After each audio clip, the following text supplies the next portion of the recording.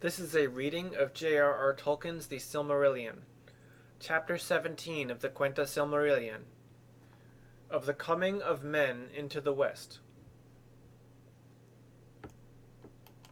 When 300 years and more were gone since the Noldor came to Beleriand, in the days of the Long Peace, Finrod Felagund, Lord of Nargothrond, journeyed east of Sirion, and went hunting with Maglor and Maedhros, sons of Feanor. But he wearied of the chase, and passed on alone towards the mountains of Arid Linden, and he saw shining afar, and taking the dwarf road he crossed Gelion at the ford of Sarnathrad, and turning south over the upper streams of Asgar, he came into the north of Osiriand. In a valley among the foothills of the mountains, below the springs of Thalos, he saw lights in the evening, and far off he heard the sound of song. At this he wondered much, for the green elves of that land lit no fires, nor did they sing by night. At first he feared that a raid of orcs had passed the leaguer of the north, but as he drew near he perceived that it was not so, for the singers used a tongue that he had not heard before, neither that of dwarves nor of orcs. Then Felagund, standing silent in the night shadow of the trees, looked down into the camp, and there he beheld a strange people.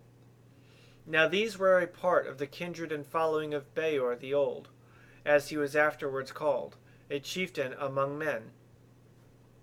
After many lives of wandering out of the east, he had led them at last over the Blue Mountains, the first of the race of men to enter Beleriand.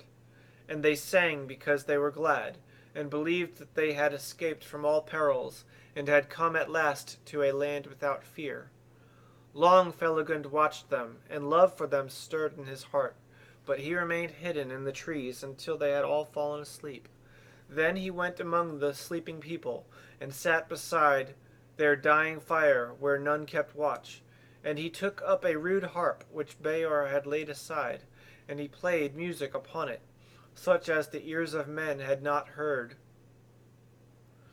for they had as yet no teachers in the art, save only the dark elves in the wild lands. Now men awoke and listened to Felagund as he harped and sang, and each thought that he was in some fair dream, until he saw that his fellows were awake also beside him, but they did not speak or stir while Felagund still played, because of the beauty of the music and the wonder of the song.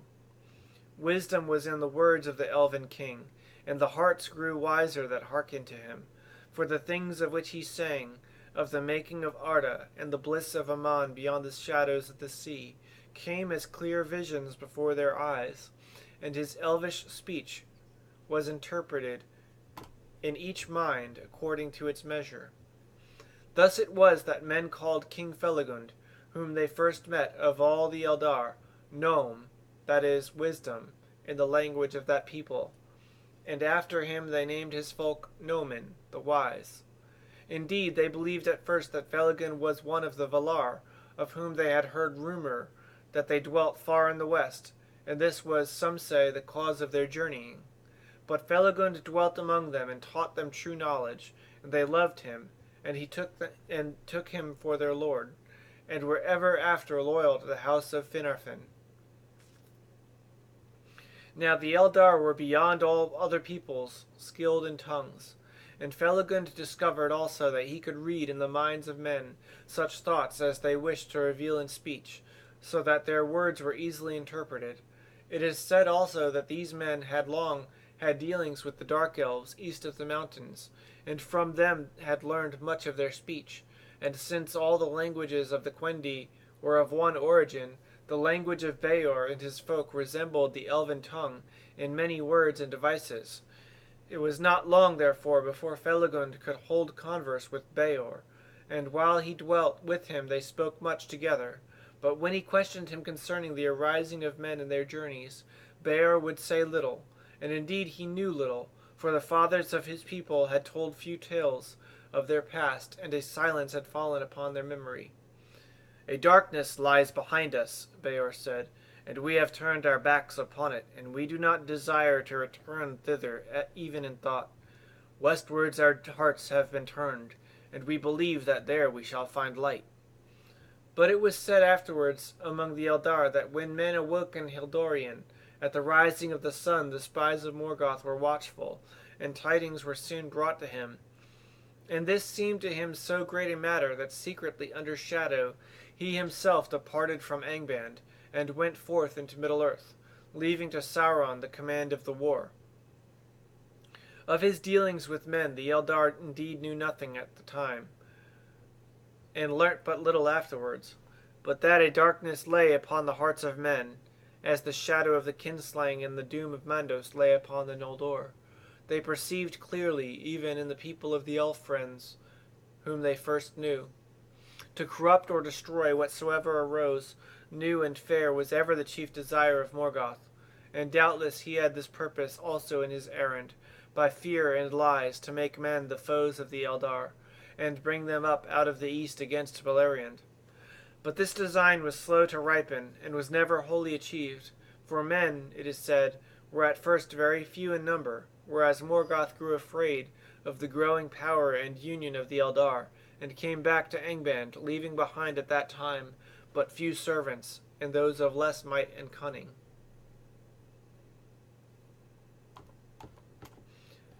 Now Felagund learned from Beor that there were many other men of like mind who were also journeying westward. "Others of my own kin have crossed the mountains," he said, and they are wandering not far away. And the Haladin, a people from whom we are sundered in speech, are still in the valleys on the eastern slopes, awaiting tidings before they venture further. There are yet other men whose tongue is more like to ours, with whom we have had dealings at times. They were before us on the westward march, but we passed them, for they are a numerous people, and yet keep together and move slowly, being all ruled by one chieftain, whom they call Marak. Now the green elves of Osiriand were troubled by the coming of men, and when they heard that a lord of the Eldar from over the sea was among them, they sent messengers to Felagund. "Lord," they said, "if you have power over these newcomers, bid them return by the ways that they came, or else to go forward, for we desire no strangers in this land to break the peace in which we live, and these folk are hewers of trees and hunters of beasts. Therefore we are their unfriends, and if they will not depart, we shall afflict them in all ways that we can." Then by the advice of Felagund, Beor gathered all the wandering families and kindreds of his people, and they removed over Gelion, and took up their abode in the lands of Amrod and Amras, upon the east banks of the Kelon, south of Nan Ilmoth, near to the borders of Doriath. And the name of that land thereafter was Estolad, the encampment. But when after a year had passed, Felagund wished to return to his own country, Beor begged leave to come with him, and he remained in the service of the king of Nargothrond while his life lasted. In this way he got his name, Beor, whereas his name before had been Balan, for Beor signified vassal in the tongue of his people. The rule of his folk he committed to Baran, his elder son, and he did not return again to Estolad. Soon after the departure of Felagund, the other men of whom Beor had spoken came also into Beleriand. First came the Haladin, but meeting the unfriendship of the Green Elves, they turned north and dwelt in Thargelion, in the country of Caranthir, son of Feanor. There for a time they had peace, and the people of Caranthir paid little heed to them. In the next year Marak led his people over the mountains. They were a tall and warlike folk, marching in ordered companies, and the elves of Osiriand hid themselves, and did not waylay them. But Marak, hearing that the people of Beor were dwelling in a green and fertile land, came down the dwarf road, and settled in the countries south and east of the dwellings of Baran, son of Beor, and there was great friendship between those peoples. Felagund himself often returned to visit men, and many other elves out of the westlands, both Noldor and Sindar, journeyed to Estolad, being eager to see the Edain, whose coming had long been foretold. Now Etani, the second people, was the name given to men in Valinor, in the lore that told of their coming, but in the speech of Beleriand that name became Edain, and it was there used only of the three kindreds of the elf-friends.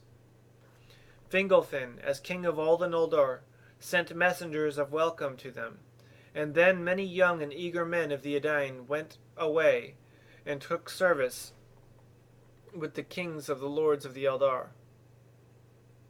Among them was Malak, son of Marach, and he dwelt in Hithlum for 14 years, and he learned the Elven tongue, and was given the name of Aradan.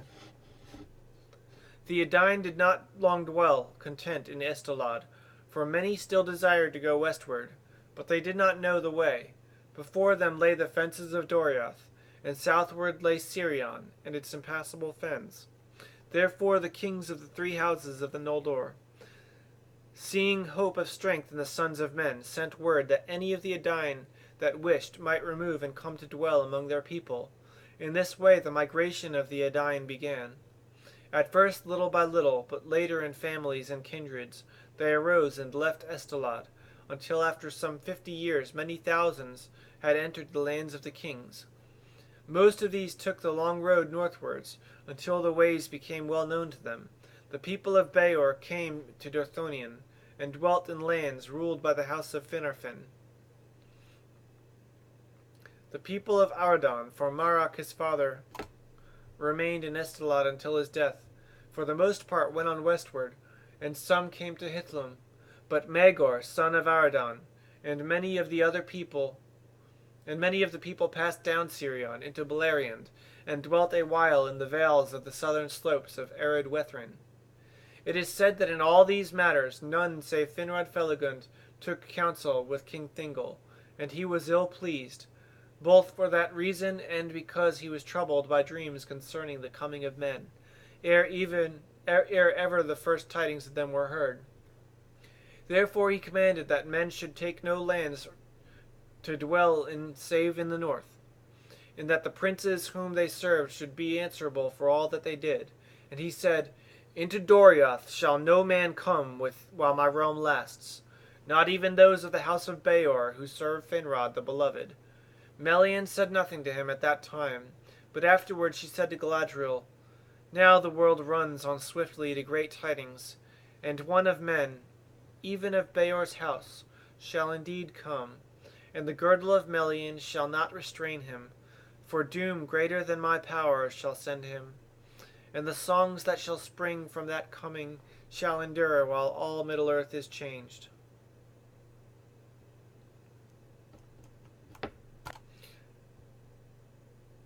But many men remained in Estolad, and there was still a mingled people living there long years after, until in the ruin of Beleriand they were overwhelmed or fled back into the east. For beside the old who deemed that their wandering days were over, there were not a few who desired to go their own ways, and they feared the Eldar and the light of their eyes.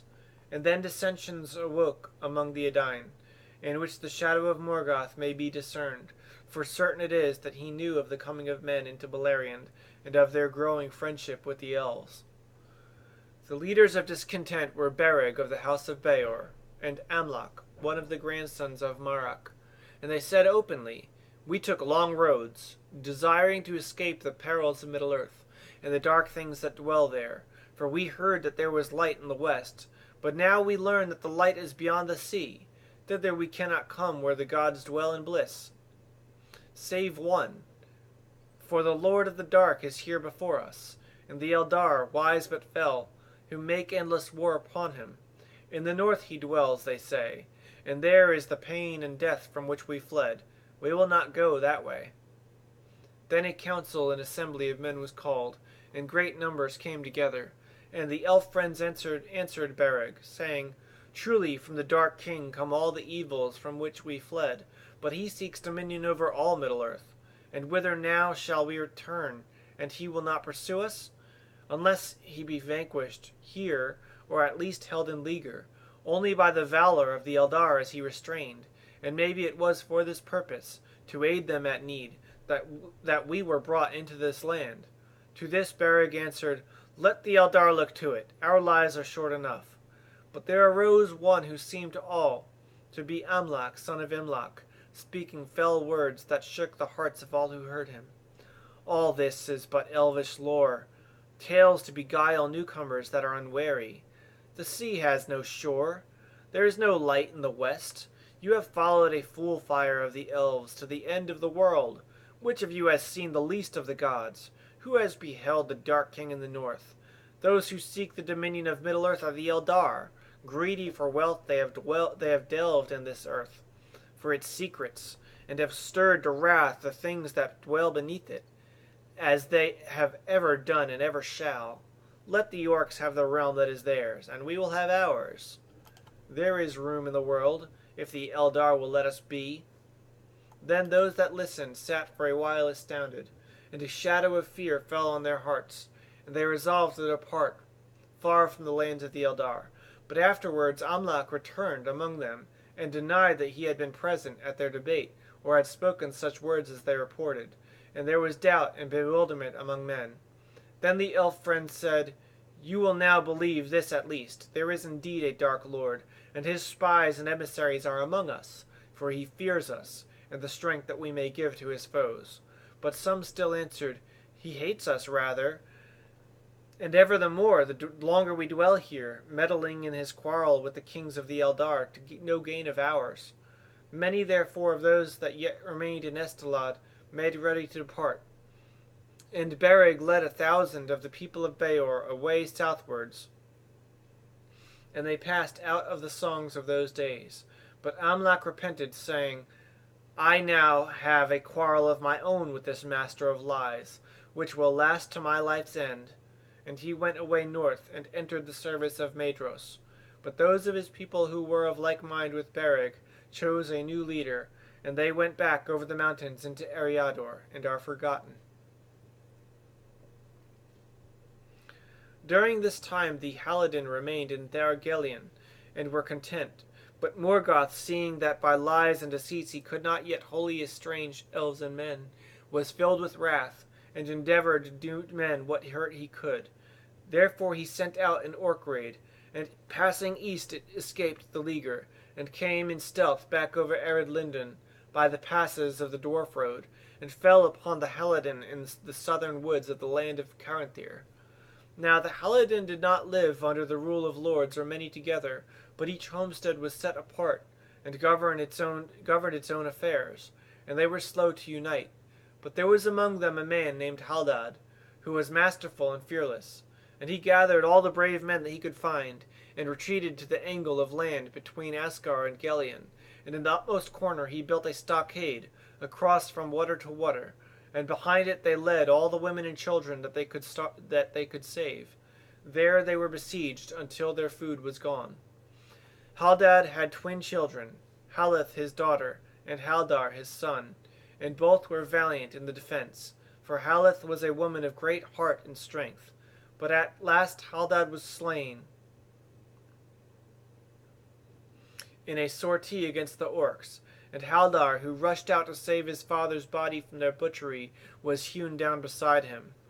Then Haleth beheld the people together, though they were without hope, and some cast themselves in the rivers and were drowned.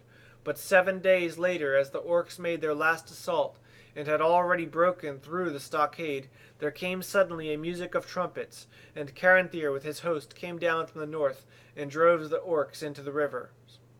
Then Caranthir looked kindly upon men, and did Haleth great honor, and he offered her recompense for her father and brother. And seeing overlate what valor there was in the Edain, he said to her, If you will remove and dwell further north, there you shall have the friendship and protection of the Eldar, and free lands of your own. But Haleth was proud, and unwilling to be guided or ruled, and most of the Halidin were of like mood. Therefore she thanked Caranthir, but answered, My mind is now set, lord, to take the shadow of the mountains, and go west, whither others of our kin have gone. When therefore the Halidin had gathered all whom they could find alive of their folk, who had fled wild into the woods before the orcs, and had gleaned what remained of their goods in the burned homesteads, they took Haleth for their chief, and she led them east at last to Estalad, and there dwelt for a time. But they remained a people apart, and were ever after known to elves and men as the people of Haleth. Haleth remained their chief while her days lasted, but she did not wed, and the headship afterwards passed to Haldan, son of Haldor, her brother. Soon, however, Haleth desired to move westward again, and though most of her people were against this counsel, she led them forth once more, and they went without help or guidance of the Eldar, and passing over Kelon and Eros, they journeyed in the perilous land between the mountains of Terror and the girdle of Melian. That land was even then not yet so evil as it after became, but it was no road for mortal men to take without aid, and Haleth only brought her people through it with hardship and loss, constraining them to go forward by the strength of her will. At last they crossed over the Brithiak, and many bitterly repented of their journey, but there was now no returning. Therefore in new lands they went back to their old life as best they could, and they dwelt in free homesteads in the woods of Talath Dirnan, beyond Teglin, and some wandered far into the realm of Nargothrond. But there were many who loved the Lady Haleth and wished to go whither she would, and dwell under her rule.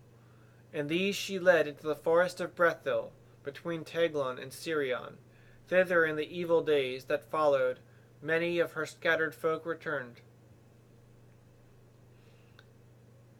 Now Brethil was claimed as part of his realm by King Thingol, though it was not within the girdle of Melian, and he would have denied it to Haleth.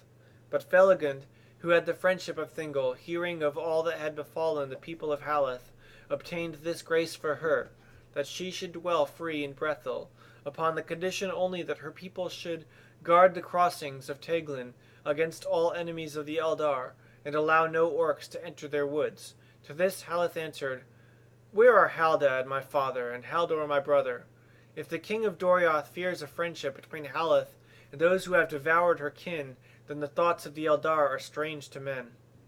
And Haleth dwelt in Brethil until she died, and her people raised a green mound over her in the heights of the forest, Tor Haratha, the Lady Barrow, Howden Arwen in the Sindarin tongue.